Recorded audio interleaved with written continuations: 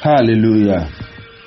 Gloire à Dieu, gloire à notre Seigneur qui, dans son merveilleux dessein, a encore planifié ce moment pour que quelqu'un soit touché par sa parole, pour que quelqu'un soit transformé et réorienté par sa parole. Béni soit Dieu d'éternité en éternité. Amen. Nous continuons notre série d'enseignements sur les autels et aujourd'hui particulièrement nous allons parler des autels et les vœux. L'autel et le vœu. Et avant de prier, nous allons lire quelques textes qui vont nous servir de textes de base. Nous allons lire Genèse chapitre 28, le verset 19 et le verset 22. La Bible dit: il donna à ce lieu le nom de Bethel, mais la ville s'appelait Luz. Jacob fit un vœu en disant: si Dieu est avec moi et me garde pendant ce voyage que je fais, s'il me donne du pain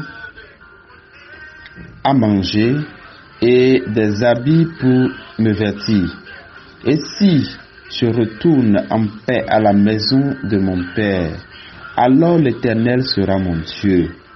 Cette pierre que j'ai dressée pour monument sera la maison de Dieu, et je te donnerai la dîme de tout ce que tu me donneras.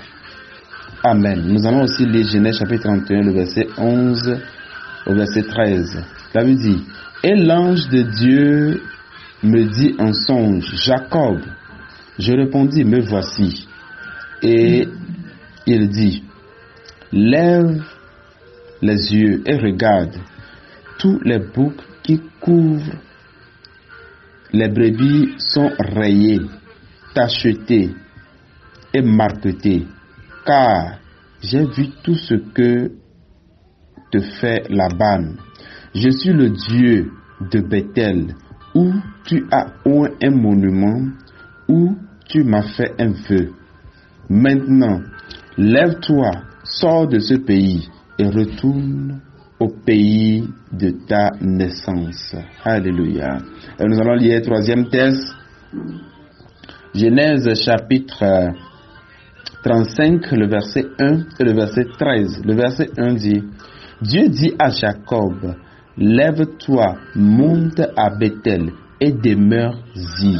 Là, tu dresseras un autel au Dieu qui t'apparut lorsque tu fuyais Ésaü, ton frère. Dieu s'éleva au-dessus de lui dans le lieu où il avait parlé. Prions le Seigneur.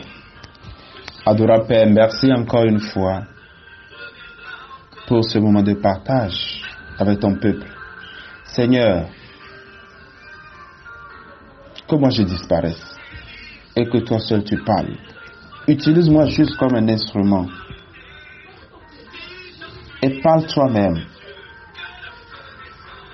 à ton peuple, et que la gloire soit à toi seul.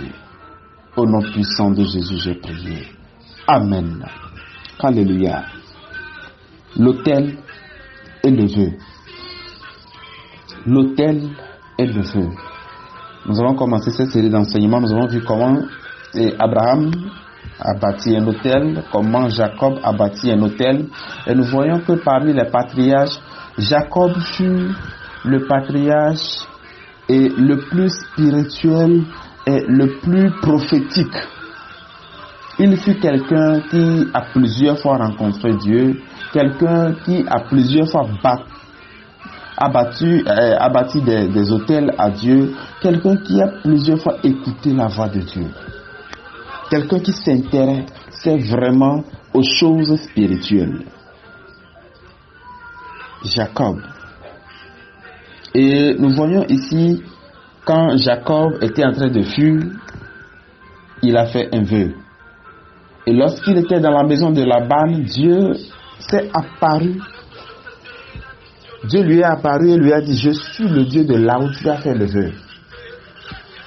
Et vous allez voir que c'est à cause de ce vœu même que Jacob prospérait. Et tout se tournait autour de lui, tout tournait en son avantage. Laban a voulu le dribbler, mais toujours Jacob prenait l'avantage. Vous pouvez dribbler Jacob pour un temps, mais au finish, vous allez vous apercevoir que Jacob a toujours gagné. Et à un moment donné, comme il a fait le vœu, en demandant à Dieu de le ramener là où il a quitté sa vie, de le ramener dans la maison de son papa, le temps est arrivé. Jacob, lui, il était en train de dormir. Dieu s'est révélé à lui en lui disant, maintenant il est temps, lève-toi et retourne là où tu m'avais demandé de t'aider à y retourner. Retourne dans la maison, dans ta maison paternelle. Alléluia. Après qu'il y est retourné, Dieu lui a encore dit, reviens à Bethel et bâtis un hôtel là-bas. Parce que tu avais promis aussi que ce serait toujours le temple de Dieu. Tu avais promis que ce serait la maison de Dieu. La puissance d'un vœu. L'autel est puissant grâce au vœu. Je vais encore le dire. L'autel que vous faites à Dieu, l'autel que vous élevez, l'autel que vous bâtissez, devient puissant grâce au vœu que vous faites sur cet autel-là. Donc la qualité du vœu que vous faites détermine la puissance de l'autel que vous avez bâti. Il y a certaines personnes qui prennent cet enseignement sur les autels à la légère. Mais lorsque vous allez commencer par bâtir des autels, vous allez comprendre qu'il y a certaines batailles même qu'il ne fallait pas faire dans la vie. Il fallait juste bâtir des autels pour contourner les obstacles. Lorsqu'il y a un autel dans votre vie, lorsqu'un autel parle en votre faveur, imagine que les autels parlent contre vous et vous n'arrivez pas à avancer. Mais vous aussi dressez un autel qui parle en votre faveur. Un autel qui fait taire les autels maléfiques de la famille. Alléluia.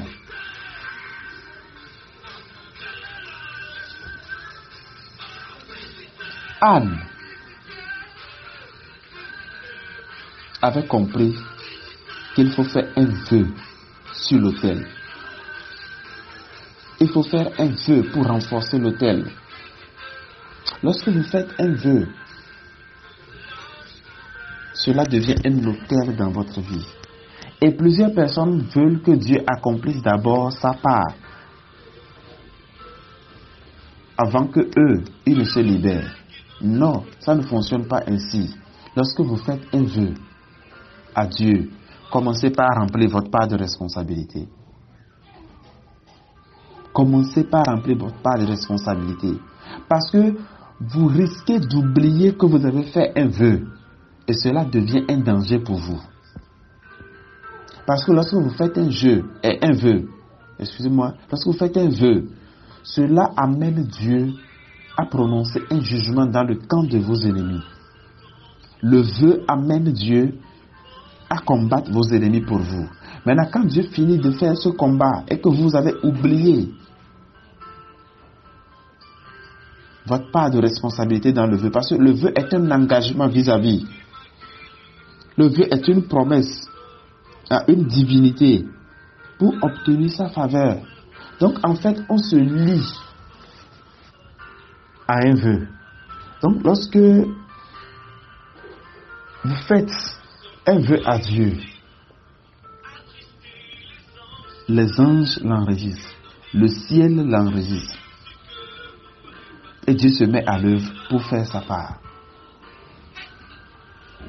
Dieu se met à l'œuvre pour faire sa part. Alléluia. Il y a certaines personnes, ils disent des choses avec leur bouche. Vous savez, lorsque vous déclarez des paroles avec votre bouche et que vous ne les accomplissez pas, à un moment donné, vous n'aurez plus d'influence dans le monde spirituel. Vous devenez comme un insensé. Ce que vous dites n'a plus de valeur dans le monde spirituel.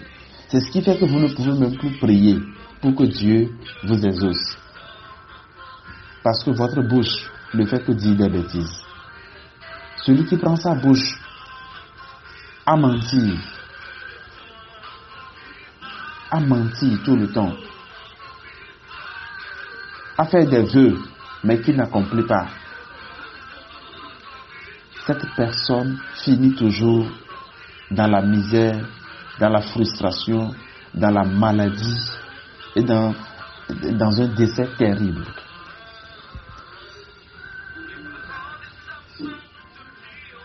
Le monde spirituel a des lois.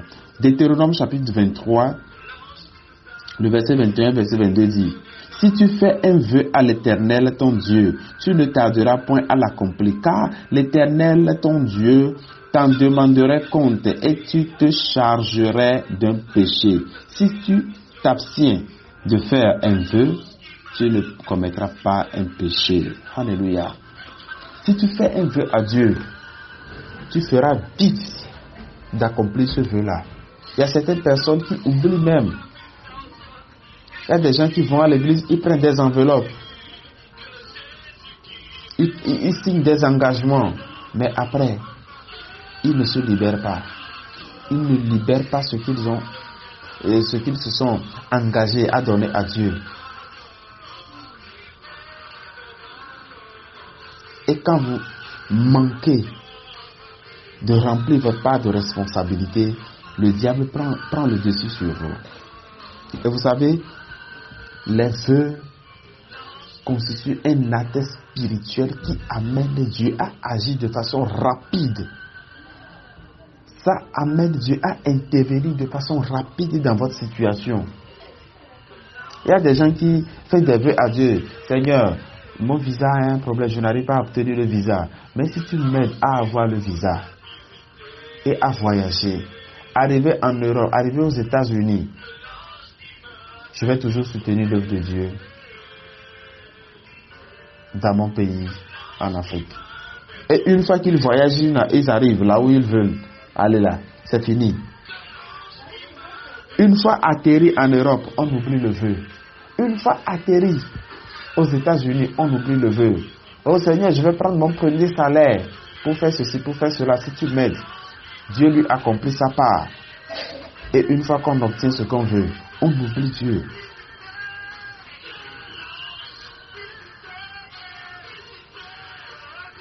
Que quelqu'un qui a oublié un vœu, que quelqu'un qui a même complètement oublié qu'il a fait un vœu à Dieu, je prie qu'il se rappelle de ce vœu en ce moment.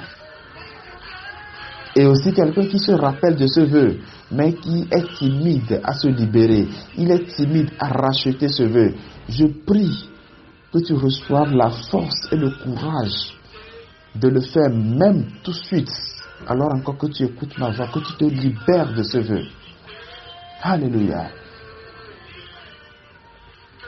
Il y a certaines personnes qui font des vœux dans certaines églises.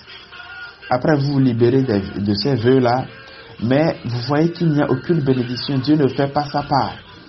C'est parce que là où vous avez fait le vœu, la terre là n'est pas bonne. Ce n'est pas dans n'importe quelle église que vous devez faire des vœux. Lorsque vous faites des vœux dans une église où le pasteur est un occultiste, où le pasteur n'est pas un vrai appelé de Dieu, Dieu ne l'a pas appelé, mais vous êtes là-bas à faire un vœu.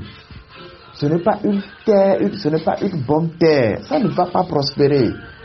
Vous allez dépenser, vous allez vous libérer, vous allez racheter le vœu là.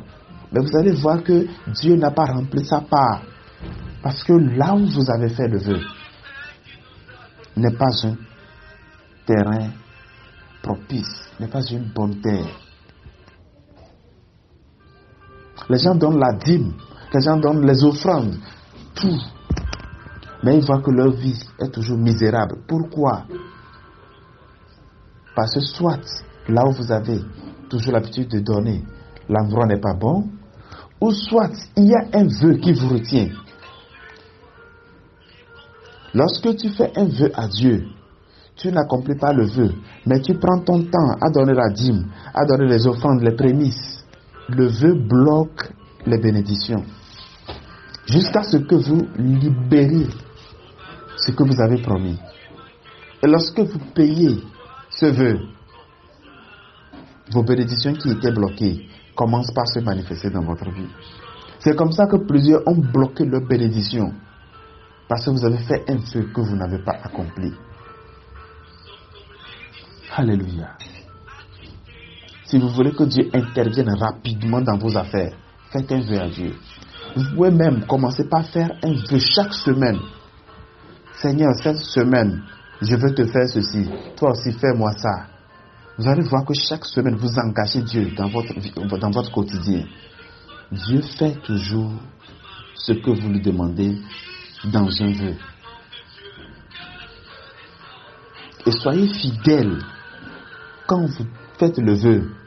En même temps, libérez-vous de ce vœu. Le psaume 10, le verset 17 dit, le psaume 10, le verset 17, la Bible dit, tu entends les vœux de ceux qui souffrent, ô Éternel. Tu affermis leur cœur, tu prêtes l'oreille. Donc, si quelqu'un est dans une difficulté, par exemple, tu es malade, tu fais un vœu à Dieu, Seigneur, si tu me guéris.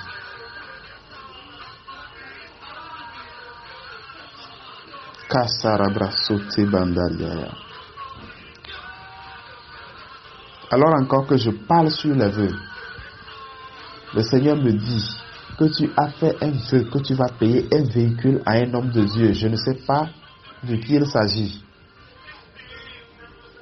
Mais c'est le moment d'accomplir ce vœu. Je ferme la parenthèse et je continue mon message. Alléluia.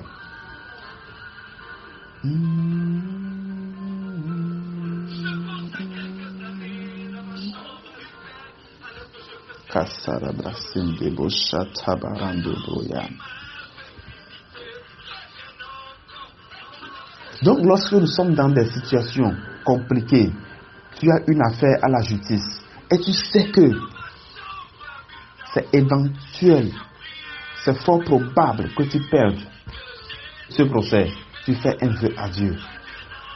Arrivé au tribunal, tu vas voir comment les choses vont tourner. Peu importe celui qui est contre toi, tu prendras le dessus. Donc le vœu fortifie l'autel.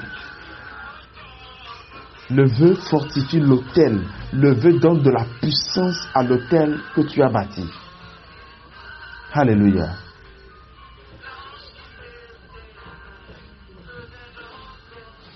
Il y a des situations où vous avez besoin de l'intervention divine dans votre vie. Ce que vous devez faire, c'est engager Dieu par un vœu. Votre fils tombe malade gravement, vous ne savez pas ce qu'il faut faire. Vous paniquez, mais prenez votre calme et faites un vœu à Dieu. Seigneur, tu guéris cet enfant. Si mon enfant ne meurt pas, je te fais ceci. Vous allez voir ce qui va se passer dans les secondes qui suivent. Dieu intervient rapidement. Parce que vous avez fait un vœu. Le psaume 76, le verset 11 dit: faites des vœux à l'Éternel, votre Dieu, et accomplissez-les, que tous ceux qui l'environnent apportent des dons au Dieu terrible. Lorsqu'il s'agit de vœux, on qualifie Dieu d'un Dieu terrible.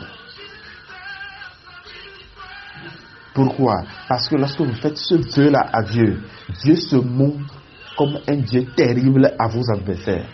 Dieu se montre comme un Dieu terrible à l'autel qui parle contre vous. Lorsque vous avez un autel, il y a certaines personnes qui ont déjà bâti un autel pour leur foyer, ils ont déjà bâti un autel pour l'avenir de leurs enfants, ils ont déjà bâti un autel financier, ils ont déjà bâti un autel de la stabilité. Maintenant, vous pouvez continuer par renforcer cet autel-là dans votre vie par un vœu. Vous faites un vœu que vous accomplissez. Et vous savez quoi? Lorsque vous vous engagez dans la relation avec Dieu par un vœu, cela amène Dieu à commencer par avoir confiance en vous. Dieu commence à avoir confiance en vous. Parce que les gens disent, j'ai confiance en Dieu, j'ai confiance en Dieu. C'est un langage commun. Nous avons tous l'habitude de dire, moi j'ai confiance en Dieu. C'est bon. Il n'y a rien de mauvais en cela. Mais est-ce que Dieu lui a confiance en toi? Toi, tu as confiance en Dieu, c'est bon. Mais est-ce que Dieu aussi a confiance en toi? Est-ce que Dieu peut mettre sa confiance en toi? Dieu investit seulement là où il peut mettre confiance. Vous savez, vous ne pouvez pas remettre 10 millions à un gamin d'aller faire du business si vous n'avez pas confiance en lui. Dieu ne peut pas investir sa grâce sur ta vie s'il n'a pas confiance en toi. Les gens disent, les gens font un vœu à Dieu, Seigneur, si tu m'accordes cet argent pour que je puisse faire mon business, je vais te donner ci, je vais te donner ça. Et une fois que l'argent vient, il oublie. Mais est-ce que Dieu peut te faire confiance? C'est seulement peut-être 1 million que tu as demandé. Tu l'as eu, tu as oublié Dieu. Est-ce que prochainement Dieu peut t'accorder 5 millions? Est-ce qu'il peut t'accorder 10 millions? Déjà même avec 10 000 francs CFA, tu n'arrives pas à donner la dîme. Tu n'arrives pas à remercier Dieu. Est-ce que Dieu peut t'accorder 50 000? Est-ce qu'il peut t'accorder les 100 000 francs? Avec un salaire de 100 000, tu n'arrives pas à être fidèle dans la dîme. Tu n'arrives pas à accomplir tes vœux. Est-ce que Dieu peut te faire confiance pour t'accorder encore plus? L'essentiel n'est pas toi ta confiance en Dieu, non. Mais est-ce que Dieu aussi peut avoir confiance en toi? Est-ce que Dieu peut te faire confiance? Alléluia. Ecclésiaste chapitre 5, le verset 4. Lorsque tu as fait un vœu à Dieu, ne tarde pas à l'accomplir, car il n'aime pas les insensés. Accomplis le vœu que tu as fait. Alléluia. Ne tarde pas. Dieu n'aime pas les insensés. Dieu n'aime pas les insensés. Lorsque tu fais un vœu à Dieu et tu fais semblant d'oublier, tu commences par se comporter en insensé. Alléluia. Et le Proverbe chapitre 20, le verset 25 dit, c'est un piège pour l'homme que de prendre à la légère un engagement sacré et de ne réfléchir qu'après avoir fait un vœu. Il y a certaines personnes qui sont prises par l'émotion, ils font des vœux et après ils commencent par réfléchir. Oh, ça là c'est tellement élevé, le coût est tellement élevé, c'est très cher, est-ce que je peux payer ça? Oh, l'argent là normalement devait me servir à terminer mon chantier. Oh, voilà que je viens de faire un vœu. Oh, ce sont les insensés qui agissent ainsi. Si tu ne peux pas accomplir le vœu, ne le fais pas. Mais si tu veux avoir une relation intime avec Dieu, engage-toi dans les vœux. Tu fais un vœu, tu l'accomplis. Tu fais un vœu, tu l'accomplis. Tu fais un vœu, tu l'accomplis. Tu verras ce que Dieu fera de ta vie. Parce qu'à un moment donné, Dieu va se dire, celui-ci, nous pouvons le croire. Il va commencer par te donner tout. La puissance, la gloire, la grâce, l'honneur, tout. La faveur sera avec toi tout le temps. Ce que tu dis s'accomplit sur le champ. Parce que Dieu peut te croire. Il peut te faire confiance. Lorsque tu veux que tes paroles deviennent puissantes dans le monde spirituel, commence par faire des vœux et accomplis-les. Et évite de parler beaucoup pour ne pas dire des bêtises. Évite de raconter des choses. Évite de mentir. Parle peu. Les vœux que tu fais, accomplis-les. Et regarde comment Dieu va transformer ta vie. Alléluia. Les vœux. Lorsque vous voulez faire un vœu, faites un vœu qui aide l'œuvre de Dieu. Ne faites pas des vœux égoïstes. Faites un vœu qui aide l'œuvre de Dieu. Et faites un vœu qui vous fait bouger aussi. Par exemple, tout ceci, tu dis, je fais un vœu. Je donne 5 000 francs pour soutenir l'œuvre de Dieu. Si Dieu m'accorde ceci. Mais c'est un vœu qui ne pèse pas. 5 000 francs, chacun peut trouver ça. Lorsque tu es capable de dire, Seigneur, je veux donner 500 000 pour ton œuvre. Je veux donner 1 million pour ton œuvre. Je veux payer un véhicule pour ton œuvre. Je veux payer ceci pour ton œuvre. Et tu t'engages pour le faire. Il y a certaines personnes, ils n'ont qu'une seule voiture. La personne l'a fait le vœu et quitte sa maison avec la voiture. Il vient, il remet à l'homme de Dieu, il repart. Ce sont des gens de personnes que Dieu bénit avec une grâce surabondante. C'est là que vous allez comprendre le sens du psaume 23. Parce que dans le psaume, David dit, il ondule ma tête et ma coupe déborde. Il y a un niveau de débordement de la bénédiction de Dieu lorsque tu provoques Dieu dans les vœux. Alléluia.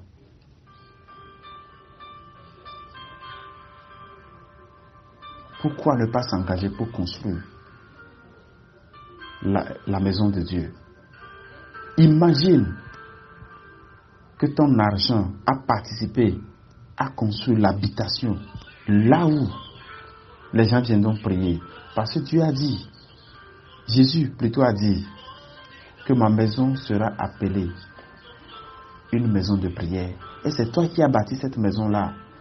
C'est toi qui as fait l'autel là où se tient le pasteur pour prêcher. Imagine ce que Dieu fera dans ta vie. Alléluia. Alléluia. Ce sont des choses spirituelles qui vous élèvent. Ça fait taire les combats dans votre vie. Parce que lorsque vous faites ça, votre autel est renforcé. Et les autels maléfiques dans vos familles se taisent. Les autels maléfiques se taisent parce que vous avez un autel qui est renforcé par un vœu. Et vous devenez comme Jacob. Dieu se révèle à vous n'importe comment, dans les rêves, dans les visions. Et Dieu vous localise partout parce que vous êtes un homme de vœu. Vous êtes un homme de vœu. Anne avait l'habitude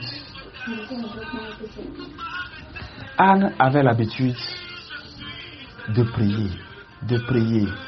Mais le jour où Anne fit un vœu, Anne priait, Anne fit un vœu à Dieu. Anne savait que Élie n'était plus sérieux avec Dieu. Et ses enfants même étaient pervertis. Qui va assurer le sacerdoce? Anne a compris que Dieu a besoin d'un sacrificateur. Et Anne a dit, si tu ouvres mes entrailles, je te donne un sacrificateur. Toi aussi tu peux regarder dans la maison de Dieu. Qu'est-ce qu'il n'y en a pas?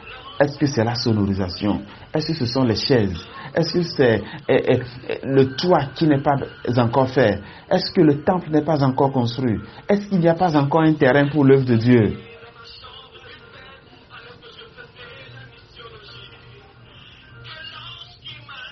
Dieu avait besoin d'un sacrificateur. Et Anne a su cela. Anne a su cela. Et elle fit le vœu. Si tu me donnes un enfant mâle, je te le retourne comme un sacrificateur, comme un prophète. Et cette prière a fait que Samuel était un homme particulier. Imaginez, dans 1 Samuel chapitre 28, Samuel a toujours prophétisé. Et il avait même à Rama une garnison de prophètes. Donc Samuel était un homme redoutable dans le passé.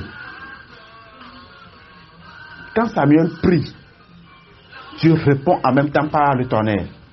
Il y avait eu un moment donné où même les Philistins s'étaient levés contre le peuple d'Israël. Samuel a prié et le tonnerre s'est abattu sur les Philistins. Il tient cette onction d'où? Sa maman a prié avec un vœu. Sa maman a prié avec un vœu. Et même Samuel a prophétisé jusqu'à ce que même Samuel était mort, enterré. Mais quand Saül était allé consulter un devin pour que l'on lui appelle l'esprit de Samuel, même l'esprit de Samuel était capable de prophétiser encore. Imaginez, un prophète qui prophétise de son vivant, et même dans sa mort, son âme continue à prophétiser. Alléluia. Pourquoi? Parce qu'un vœu a été à la base de sa naissance. Un vœu a provoqué sa naissance. Il est le produit d'un vœu. Alléluia. Lorsque Saül a demandé à la dame, à cette femme charlatane ou bien féticheuse de consulter l'esprit du prophète Samuel pour lui, la dame a crié qu'elle est en train de voir en esprit un Elohim, un Dieu en train de monter de la terre. Un Dieu en train de monter de la terre. En fait, Samuel était un Elohim.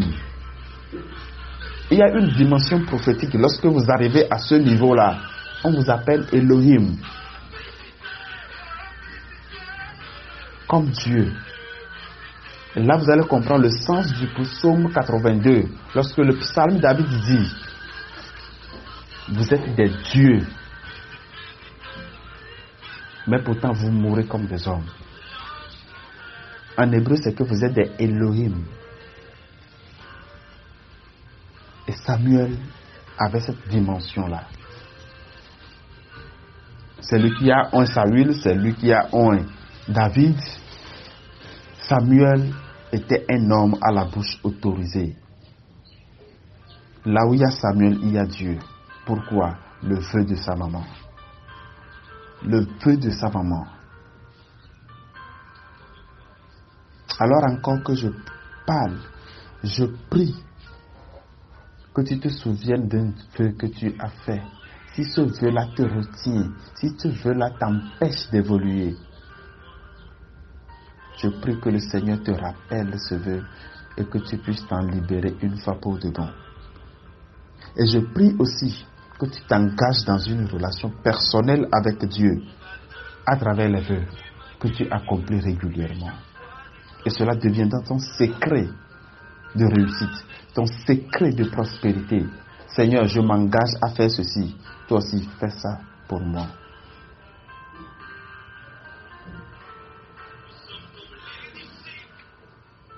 Alléluia.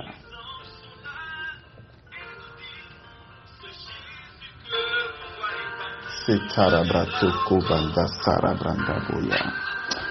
prie maintenant pour toi, pour tout vœu que tu as fait et que tu as déjà libéré. Je prie que le Seigneur multiplie sa faveur et sa grâce en abondance sur toi au nom puissant de Jésus. Et je prie pour toi qui as déjà fait un vœu, mais que tu n'as pas encore libéré. Je prie que la grâce du Seigneur vienne sur toi et que tu trouves les moyens pour pouvoir accomplir ce vœu. Et j'invite quelqu'un spécialement à s'engager dans un vœu avec Dieu. Actuellement, nous sommes sur le point de construire là où nous allons prier, construire un temple, construire un hôtel. Et nous avons besoin de moyens financiers. Si tu veux nous aider avec des toits, si tu peux nous aider avec des chaises, si tu peux investir avec Et tu peux investir pour nous payer des paquets de ciment, du sable, tout ce que tu veux.